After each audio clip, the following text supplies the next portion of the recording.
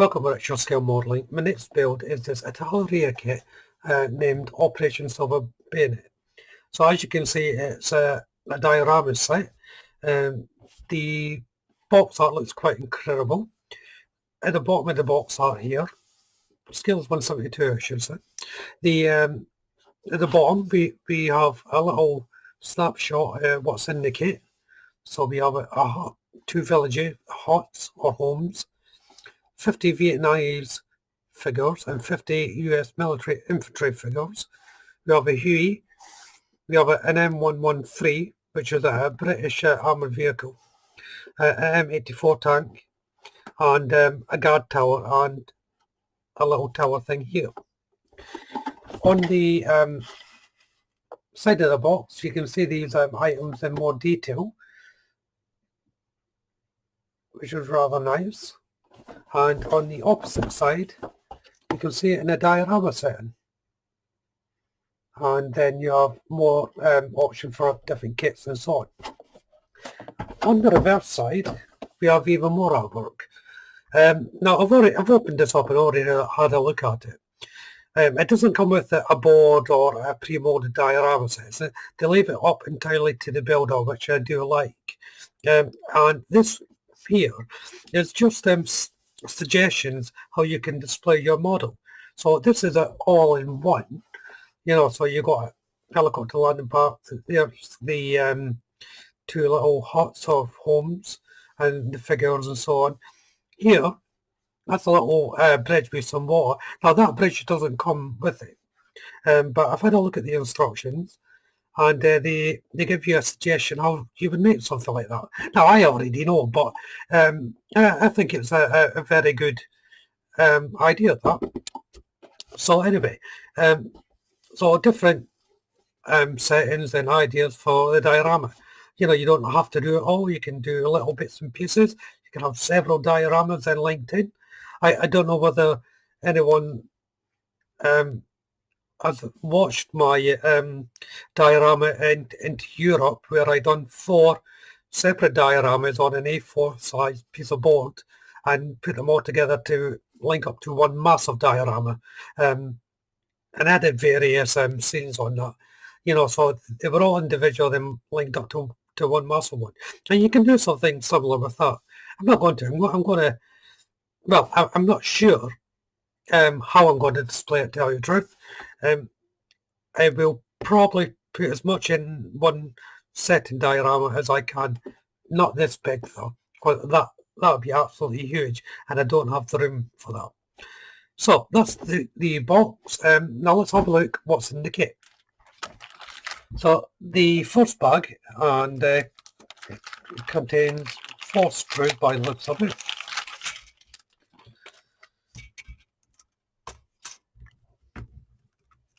So we have the figures.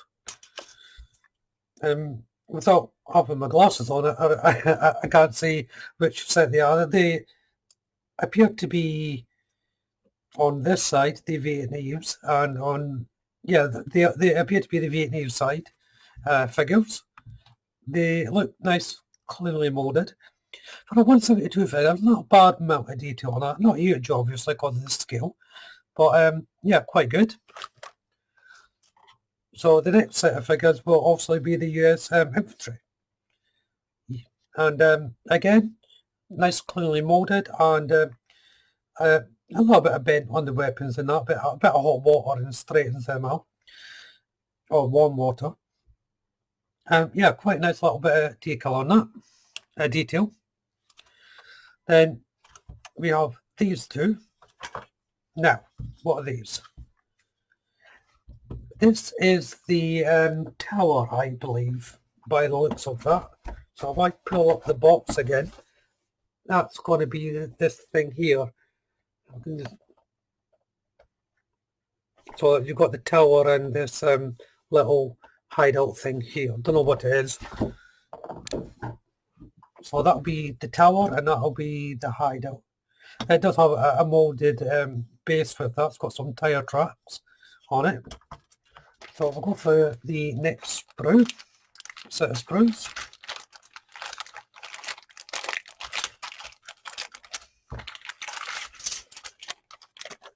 Okay. So this is the helicopter. Again, nicely moulded in the brown plastic this time. It's quite a good size, that. It is a 172 kit after all. Not so much detail on this, but it is. Oh, it does look okay. And then we have the clear parts for the helicopter. So we have the windscreen and side windows. So we have the next set of screws. And this is the this will be the British armoured vehicle, the troop transporter thing. So this gives me a chance to have a look at the connection points. So they're okay. They could be better, but I'm going to say this is probably an older kit, so you can't expect the molds to be fantastic. But on the whole, they're not bad. The traps are solid plastic. I'm not sure how I'm going to deal with them. They come in sections, but maybe warm them up with some water so that I can bend them onto the wheels. I'll have a look at that once I build it. And so the next set of sprues, this is the last set of sprues. This is for the tank. So again with the plastic track, this is starting to concern me a little. But I'll see how it goes. I'll see how I deal with it. There's some small parts on here that may cause a problem. And we have the elements, the turret ring, the weapon. Then also the upper hull, more track, and of course the wheels. So yeah, a full standard basic kit for a tank, I think. So next we have one of the little village houses. So you can see the design here, and this is laser cut board. And you just pop these out and glue them together and paint them, obviously. Quite a nice structure. I like the detail on it.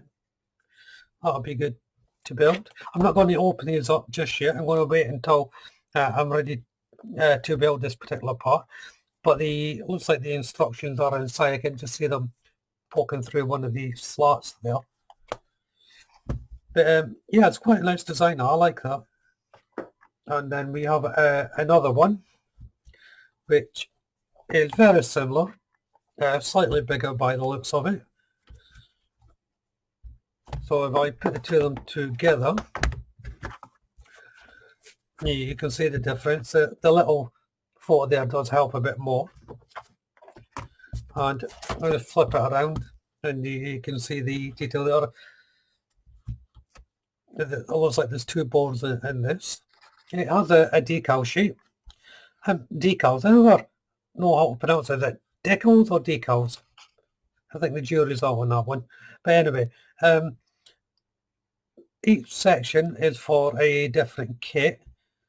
So that would be for the tank, the armoured vehicle there. And I would imagine, oh yeah, that's the British armoured vehicle, but done in American markings. Yeah, so not a bad looking decal sheet. Obviously, because of the scale, they're quite small. And that brings us to the instructions. So on the first cover page, just a little bit about the Vietnam War in there, or in the various languages, which is always nice to see. On the next page, we have a chapter list of each component for the build. A couple little pictures here. These are the do's and don'ts. And then the first one to be built in the instruction list is the gunship or Huey helicopter. Here we have the paint list. Now Italeri generally just call for their own paints, but helpfully there is a colour guide there for you to match up, and it tells you what sprue is there, and a couple of reference photos for you. And there's the rest of the sprue map, and then into the build. The instructions look fairly standard. There's not a lot of detail in the instructions. There's no wording, just letter point to the location areas.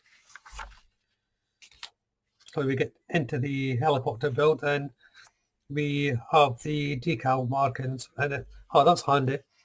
There it has a highlighted box which decals you'll be going to be using. So I'll just pull up to the camera. You can just see the red box and a colour scheme there. So next we have the tank.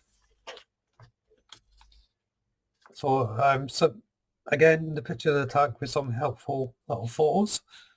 There's sprue map with the colour guide, and into the build. So if you look at the tracks there, they're all little bits, and I would imagine they're designed and just to angle around. Not ideal that, but it's what it is, so I'll have to deal with that. So it's surprisingly quite a lot in this tank to do. In fact, it looks like the tank is going to be the biggest part of the actual build, apart from constructing the diorama. And then we have the little red box, same which decals to be used, and then of course colour guide and paint guide, decal marking guide even. So then we come to the armoured vehicle. A little bit about the armoured vehicle, colour scheme, and your photographs. Then looks like we've got the sprue map there, then into the build. So this one looks a very straightforward, easy build. Actually, there's not much to this vehicle at all really, so I wouldn't expect quite a lot there. So there it is in the American markings, and of course the box highlighting what decals to use and the paint scheme. So now we have the tower and this whole rest area. Oh, there's a barrier thing there. Didn't realise that. So we have sprue. And then we have the construction of the various towers and objects with the colour guide. And then we come to the figures. So we have the American figure and the Vietnam figure. And you can see the pink guide and markings there. So with the Vietnam obviously.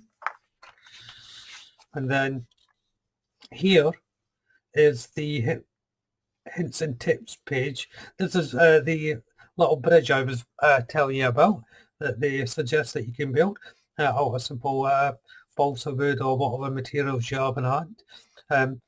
This is just little suggestions what you can do, sandbags and so on. And then it goes on to the flora and fauna. Now, here is a double-sided coloured sheet. And if you notice, let's take this leaf here. If we turn it over, it's the exact same opposite there. Now, this is designed for the builder to put the fauna in, but use these paper leaves. So you cut them out, wither them as you would want to, and then make up your bush and fauna and trees and things. So there's quite a lot there to choose from if you so wish. And then we just have more suggestions, paint guides, and so on. And that's the instructions. Now, to go back to the instructions in the fauna guide here, I'm probably not going to use these. I did go and purchase a couple of things. So what I've got here is some sort of jungle plastic trees, things like that. And there's various shapes and sizes in this bag. And then I've got some land fauna, sort of like spiky plants, and no, sorry, this is bamboo that I decided to get. And then these are the land little spiky plants. Again, various different types. And then I bought a couple of strips of these little plant things and that to break it up. I've got another one there. So I'm going to try and incorporate all this into the diorama. And from my stash, get rid of these, I've got some Tamiya little kits here. Now these are 135 and the scale of the diorama is 172. But I'm pretty damn sure I can incorporate the scale of them right up. So I've got some oil drums and sandbags and some barbed wire and that. I used this on one of my tank dioramas. I can make my own barbed wire to the scale if I do put a barbed wire fence in. I haven't made my mind up yet, but I've got these as an option, and I'll see if I can incorporate these sandbags and canisters into the build. Now I'll also be using quite a lot of this. This is air drying clay, and I'll be using this to mold and shape the landscape I built. I do have other little bits and pieces of things for the diorama from my normal staple diorama box, which is back there somewhere, and I forgot to get it out. And that's got various sand grates, grasses and things like that in it that I'll be using. Now, as for the size of the diorama I'm building, I don't know. But a thought occurred to me, I may use an old A3 mat. I mean, this mat is almost at its end of its life. It's all banged up and dirty with paint scuffs and things like that, hence why I use a little A4 mat with a bit of towel on it. I like to get the maximum out of these things before I replace them. But this one's almost at the end of its life, but I think that would be a good size for a main diorama. But like last time I used a mat at the base for a diorama, you have the flexibility problem, and the larger one is the same issue. So I will have to put some sort of backing on this to stabilize it. So I'll think about that and see what I've got. So I'll get all that done, sorted out. I'll go and prime these kits.